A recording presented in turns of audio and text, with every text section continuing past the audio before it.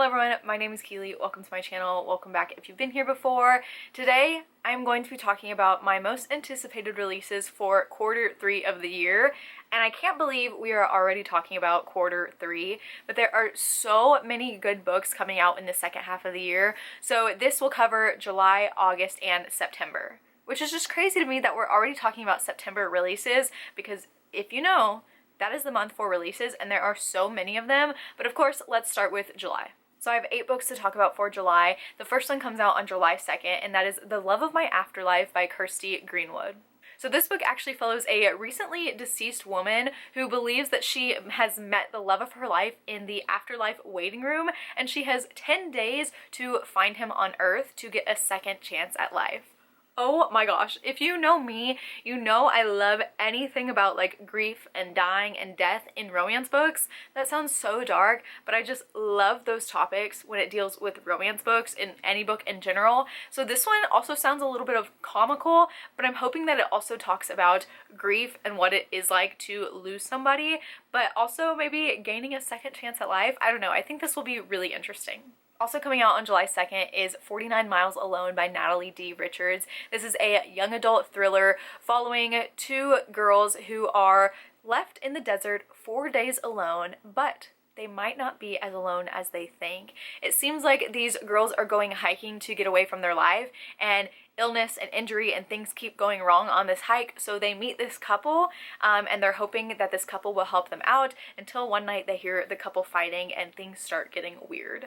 So Natalie D. Richards is one of my favorite young adult thriller authors. She writes such fast-paced books that I cannot put down, and this one sounds really interesting because it is that isolated setting of a desert, which also is already making me thirsty, so I'm excited to pick this one up.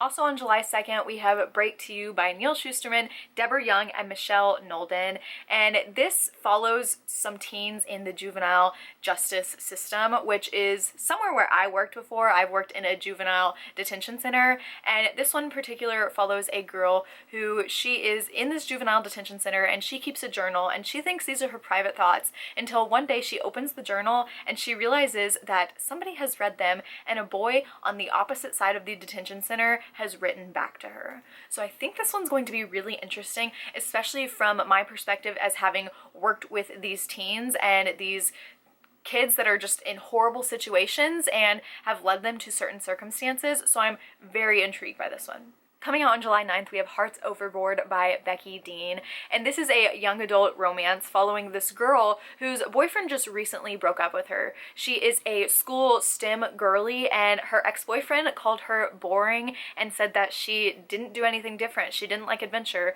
so she decides to prove everyone wrong by going on her mom's company Alaskan cruise. Unfortunately, her nemesis Tanner is also on the boat. So I love a good young adult romance. This one seems like it is going to be enemies to lovers. We have a STEM girly and a jock guy, which is really interesting. And I also just love the Alaskan setting. I think it's funny. The author's name is Becky. My mom's name is Becky. This book is about Alaska and my mom is from Alaska. So I love those connections there. Coming out on July 9th is an anthology called The Haunted States of America. The reason I put this one on here is because I know Ellen Hopkins has a story in this book and it sounds fascinating, and each state has their own urban legend, so it seems like each story is going to be about that state's urban legend, which I am amazed at. I didn't know that's what this is about. I just saw the name Ellen Hopkins and I was like, yes, I want to read it, and I just read that that's what it's about and I'm sold. Coming out on July 16th, we have Just One Taste by Lizzie Dent. This is an adult romance dealing with food. You know, I love foodie romances, and let me just read this one sentence to you. It says, Olivia Stone is about to spend 4 weeks in Italy with the most beautiful man she's ever hated. I'm already there. All I need to know is romance, food, enemies to lovers. This is gonna be great. Also coming out on July 16th is Not Another Love Song by Julie Soto. In this one, we follow 2 people who are musicians and they both play string instruments and they're essentially fighting for a position in center stage. So there's a lot of hostility between these two. We have Gwen and Xander, and Gwen plays at Xander's friend's wedding, and when she goes to talk to him, he says he has no idea who she is, and she's really frustrated because they actually worked together for an entire year, and so it's kind of arrogant of him to not even know who she is until one day she gets the first chair position, which is Xander's dream. So this hostility kind of kicks up a notch. So this book is Julie Soto's second book, and I recently read her debut book and really enjoyed it, and Xander is actually a little bit in that book. We see him a little bit, so I'm excited to get to see his love story, and I can't wait to see how music is involved in this book. Moving on to August, coming out on August 6th, we have Burn After Reading by Catherine Ryan Howard. This is an adult thriller following a man named Jack, and a year ago, Jack's wife died in a fire. Or so they thought. When the fire was put out, they found out that his wife was actually killed before the fire even started, so naturally, Jack is the #1 suspect. However, there is not enough evidence and Jack is never charged with his wife's murder, so one day he hires a ghostwriter to come and tell his story. And so when she arrives, she really wants the payday she's going to get from it, and Jack starts telling her a story she doesn't expect. So I've read Catherine Ryan Howard before, and I really enjoyed the story I read from her, and I'm interested in all of her books. They just sound so intriguing, and this one is also very intriguing. I'm so interested to see what twists she's going to come up with. Also coming out on August 6th is A Family of Killers by Bryce Moore, and all I know about this one is that it follows America's first family of serial killers. I'm there, I am sold. I have read from Bryce Moore before, and I really enjoy her writing because she does a lot of historical horror and she writes a lot of horror stories about actual history, so I am very intrigued about America's first family of serial killers. Also coming out on August 6th is Death at Morning House by Maureen Johnson, and this is a young adult mystery following this girl who really needs a summer job after her house caught on fire. Again with the house fires, what's going on here? But she gets this summer job at this old house called Morning House, and she thinks it's going to be an easy job giving tours, you know, things are going to be great, until she finds out that there were a lot of deaths at this house, and there was a specific death that hasn't been uncovered for decades. Maureen Johnson is a really popular author that I have yet to read from, but she is somebody that has always been on my radar, and this one sounds fascinating. On August 13th, we have Through the Midnight Door by Katrina Monroe. And this one, again, I'm just going to read you the tagline, and it says, "As emotional as it is haunting, Through the Midnight Door explores the sometimes fragile bonds of sisterhood and the way deeply rooted trauma can pass from generation to generation."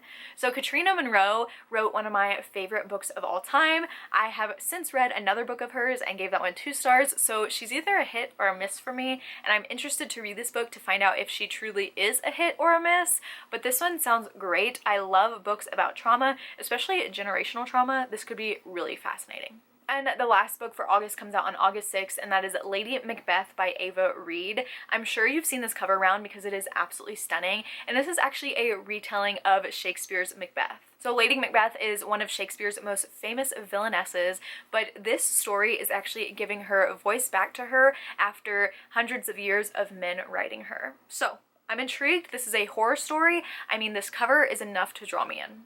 Moving on to September, coming out on September 3rd, we have actually a graphic novel. The graphic novel is called Luminous Beings, and it is by David Arnold, who is one of my favorite authors. So he's an autobiographer for me, and I will read anything he writes. So this graphic novel follows a group of teens who are making a documentary after Earth's very recent almost extinction, and they are led on a 24-hour wild goose chase. So David Arnold usually writes about hard topics within his crazy wild stories, so I'm interested to see how this one is going to be, especially in graphic novel format. Also coming out on September 3rd, we have Us in Ruins by Rachel Moore. So in this one, we follow a young girl named Margot, and her goal in life is to find this lost vase that has been lost since 1932, and she wants to find it because she believes that it has magical qualities. So she goes on a trip to Pompeii, and she thinks she is going to be the person to find this because she has the journal of a lost teen archaeologist. So this one sounds great because it is archaeology, it is mystery, there's might be a little bit of magic involved, and this is also a young adult romance and set in Pompeii.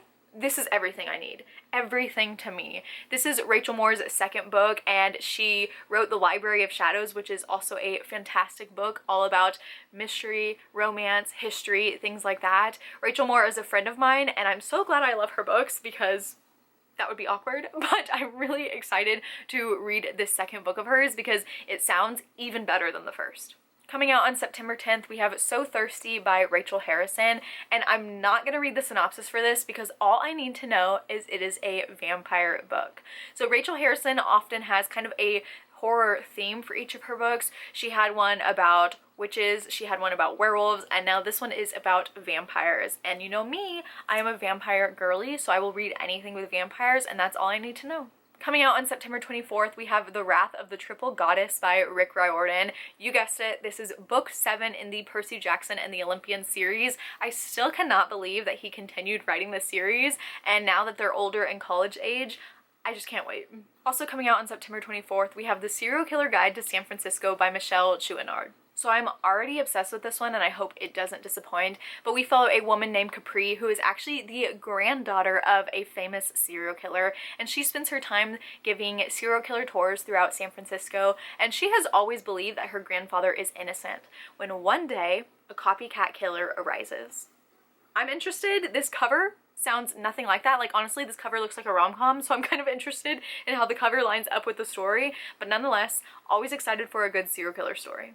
Also on September 24th, we have The 13th Child by Aaron A. Craig. This is the author of House of Salt and Sorrows, which I am absolutely obsessed with. She writes young adult fantasy horror. And again, I'm sorry, but I'm gonna read you the tagline on Goodreads because it is just too good.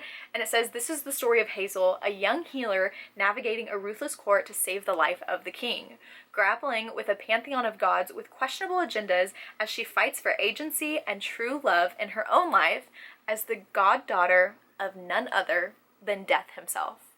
Sold. And the last book I have to talk about for this video also comes out on September 24th, and that is The Hitchcock Hotel by Stephanie Robel. So this book, we follow a man named Alfred who is Hitchcock's biggest fan, and he actually owns and runs the Hitchcock Hotel. And for the first anniversary of the hotel, he invites his old friends from college and their film club to come by, and he hasn't spoken to them, not after what happened back in college. But he thinks who better to finish off the Hitchcock film, and what is a Hitchcock film without a body? So that's all I need to know. Once again, the synopsis just really pull you in, and I just hope they don't disappoint. So those are all the books right now that I'm really looking forward to in quarter 3. Let me know your most anticipated book release for this next quarter. I would love to know. But if you've made it this far in the video, go ahead and leave the book stack emoji. But that is it. Thank you so much for watching. As always, all my social media links will be down below, and I will see you next time. Bye!